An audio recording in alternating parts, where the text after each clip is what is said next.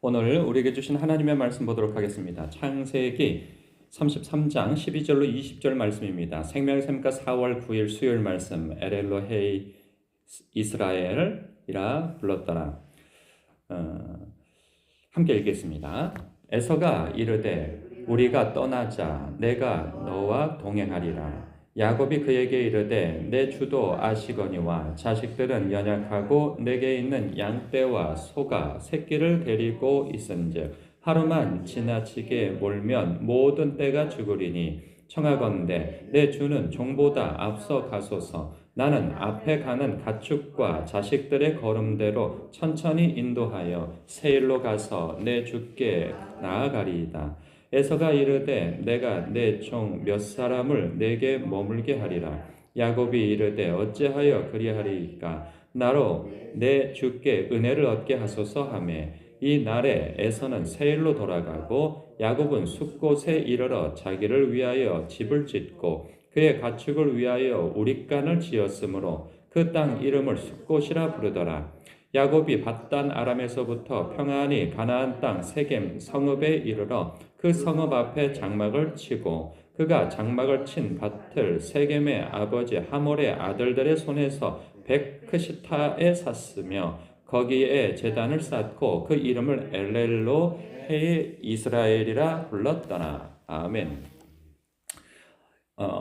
참 은혜로운 장면이죠. 위기가 있었다가 에서 그 형님과 재회가 아주 아름다운 모습으로 되어졌고 그리고 마무리도 아주 좋습니다. 서로가 얼싸안고 눈물을 흘리며 화해가 되어졌죠.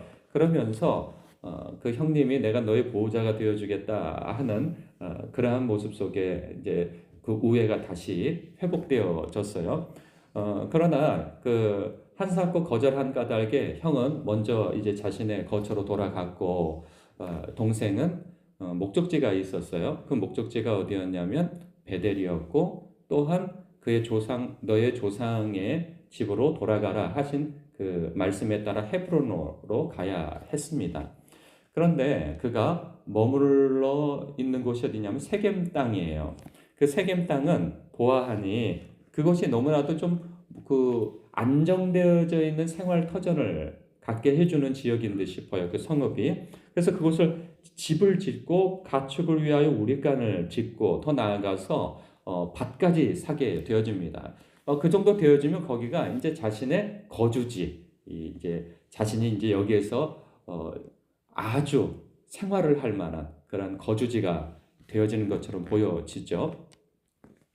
그러니까 얼마나 좋아 보입니까? 이제 안정되어져 보이지 않습니까? 그런 거 보면 생활의 안정이 이루어져서 이제 마음이 편안해지고 과거에 자신의 그 집도 없고 땅도 없고 우릿간도 없이 그렇게 살았다가 이제 고향 땅으로 돌아오게 되어지면서 이제 안정이 되어져가 있는 아주 평화로운 모습, 그러한 모습이 눈에 띕니다. 그런데 이것만 보면 굉장히 아름다운 결말이 되어지는 것 같고 그리고 야 하나님께서 복을 주셨구나 그런 생각이 들잖아요. 그러니까 20절에 거기에 제단을 쌓고 이름을 엘엘로헤 이스라엘 이렇게 이름을 짓잖아요. 그러니까 하나님 이스라엘의 하나님이라는 뜻이 바로 엘엘로헤 이스라엘이라는 뜻이란 말이죠. 그러니까 하나님 나의 하나님 이스라엘이 자기 이름이잖아요. 그러니까 하나님, 나의 하나님, 그러니까 하나님께서 내게 복을 주셨다, 나를 형통케 해주셨다라고 하면서 그렇게 예배를 드리고 그곳의 이름을 그렇게 지었던 것이죠. 그런데 문제는 뭐냐면 그가 하나님의 말씀에 순종하여서 밧단 아람에서 출발하여 수백 킬로미터를 여기까지 온 것은 참 잘한 일이에요. 쉬운 일이 아니란 말이죠. 그 여정 속에 그 삼촌 라반이 있고 그 장애물이 또 여기 오는 여정 속에 큰 장애물인 에서가 있었는데 그 에서의 장애물까지도 하나님의 은혜 가운데 잘 무마되어져서 이제 여기까지 온 거란 말이죠. 그러면 정말 하나님의 은혜인 거죠. 이 모든 것이. 그래서 감사하며 야 하나님 나의 하나님 하고 그것에 정착하며 살만한데 사실 그가 정착할 것은 그것이 아닙니다. 하나님께서 어디로까지 가라고 하셨다고요? 베델 그리고 너의 조상의 땅 그곳으로 가라. 그러니까 가나안 땅이긴 해요. 세겜이. 그러나 그의 조상의 땅이 어디예요? 그의 아버지가 머물러 있었던 헤브론이란 말이죠. 그 헤브론으로 갔어야 하는 거예요. 그런데 그가 출발하여서 수백 킬로미터까지 온 것은 순종하였으나 불과 한 뭐 4, 50킬로미터 정도 남아 있는 그곳까지 가지 아니하고 이제 여기가 좋사오니 하고 여기 머물러 있게 되어지는 것이죠. 나중에 무슨 일이 벌어집니까? 여기에서 디나 사건이 벌어집니다. 그러면서 거기서 사륙이 일어나요. 그 주변 마을로부터 이제 적개심의 대상이 되어지는 그 족속이 되어지기 때문에 그것을 불가피하게 떠나게 되어지거든요. 그때 생각나는 게 아하, 하나님께서 나로 하여금 명령하신 것이 베델이었지, 그리고 명령하신 것이 헤브론이었지 생각하면서 이제 모든 우상을 다 파묻어 버리고 떠나게 되어집니다. 저는 여기서 보면서 우리의 삶 속에서 그래요. 하나님께서, 그러니까 우리의 삶도 그렇죠. 어떤 부분에 있어서 하나님, 저에게 이것을 주시면 제가 이렇게 하겠습니다. 저렇게 하겠습니다. 라고 하는 내심에 어떤 마음이 있어서 기도하는 그 무엇들이 있었단 말이죠. 그런데 그것이 이루어졌어요. 그런데 내가 하나님 앞에 그런 소원을 하고 하나님 앞에 그런 소원을 이야기한 것에 있어서 무엇인가를 얻게 되어지는 것은 이루어졌는데 내가 무엇을 하나님 앞에 이 상황이 되어지면 하겠다라고 하는 것은 잊어버린 것이죠. 그 뭐냐? 이거 하나님께서 주신 복이야 하면서 그 평화로움과 안락함과 편안함, 풍요로움, 즐거움 이것을 누리면서 이것이 내게 복이라고 생각하는 결말을 갖게 되어지는 거죠. 그러나 내가 가야 할 곳은 그것이 종착점이 아닐 수 있다는 거죠. 예를 들면 이런 거죠. 우리가 예수봉교회가 개인적으로도 적용할 수 있지만 그런 거죠. 우리가 능곡에 있을 때 그것이 굉장히 이제 이 개발지구가 되어져서 사람들 다 떠나고 그 주변이 굉장히 황량하고 사람도 지나다니지 않고 이런 곳에서 이 다른 곳으로 좀 안정되어진 환경으로 이사를 가면 더 하나님 앞에 이렇게 전도하고 더 이렇게 열심을 낼 텐데 교회가 그런데 막상 와서 우리가 여기에서 평화롭고 안정되어진 것에 머물러 있는 것은 아닌가 이런 생각도 해보는 거예요. 또한 이런 생각도 해봐요. 그곳에 이제 교회가 여기로 왔어요. 근데 사택은 거기에 머물러서 한 2년여 시간 동안 머물러 있었죠. 그러다 보면은 이게 교회와 그 사택이 가까우면 이 교회를 위해서 그리고 더 많이 기도하고 더 많이 사람들과 만나고 더 많이 이런 생각을 갖고 있다가 또 그렇게 되어졌어요. 그런데 막상 그렇게 되어지니까 또 편안함과 안락함과 그러한 것에 또 익숙해져 가는 거죠. 하나님 저에게 이것을 허락해 주시니 감사합니다. 그런데 감사한 것은 있는데 하나님께서 왜 이것을 허락하셨을까? 왜 이 교회의 장소를 여기로 허락하셨고 왜 사택과 집을 거기에 허락하셨을까? 이런 것을 망각할 수 있단 말이죠. 이 말씀을 묵상하다 보니까 그런 생각이 드는 거예요. 뿐만 아니라 우리의 삶 속에서도 그런 거죠. 하나님께서 어떤 것을 허락하여 주셨을 때 그것이 물질일 수 있고 시간일 수 있고 건강일 수 있고 기회일 수도 있어요.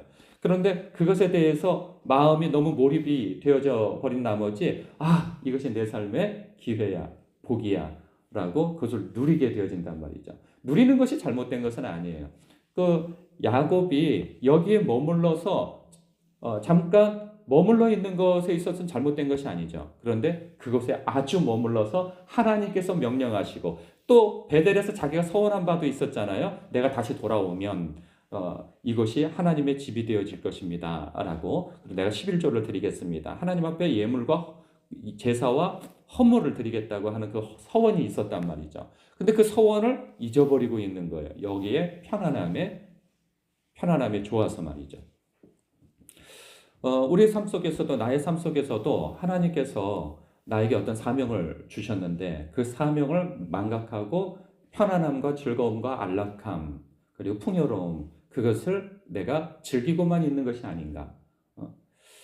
우리가 종종 제가 어떤 분들의 그 간증을 듣다 보면 저게 정말 복일까 하는 생각이 들 때가 있어요. 왜냐하면 내가 어렵게 살고 막 그랬는데 하나님께서 물질의 복을 주셨다는 거죠. 물질의 축복을 주셨다는 거죠. 그래서 내가 얼마나 부유하게 살고 자식이 잘 되고 막 이런 이야기를 해요.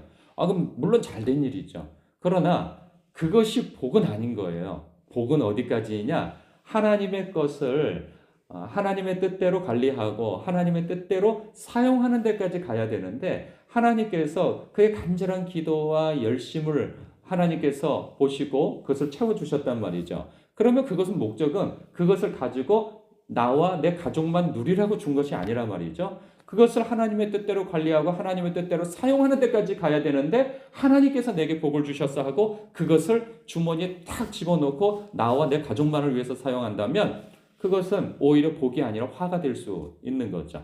그것은 물질뿐만 아니라 시간이 될 수도 있고요. 기회가 될 수도 있고요. 건강이 될 수도 있어요.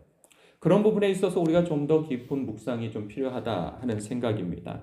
이 말씀 속에서 야곱은 너무나도 평안함, 그래서 너무나도 행복한 나머지 하나님, 나의 하나님, 하나님께서 나에게 복을 주셨군요. 나에게 이런 것을 내가 한 20여 년 동안 누리지 못하고 일만 하고 살았는데 나에게 이런 편안함을 주셨군요. 하나님께서 그 자체를 나쁘게 보신 게 아니라니까요.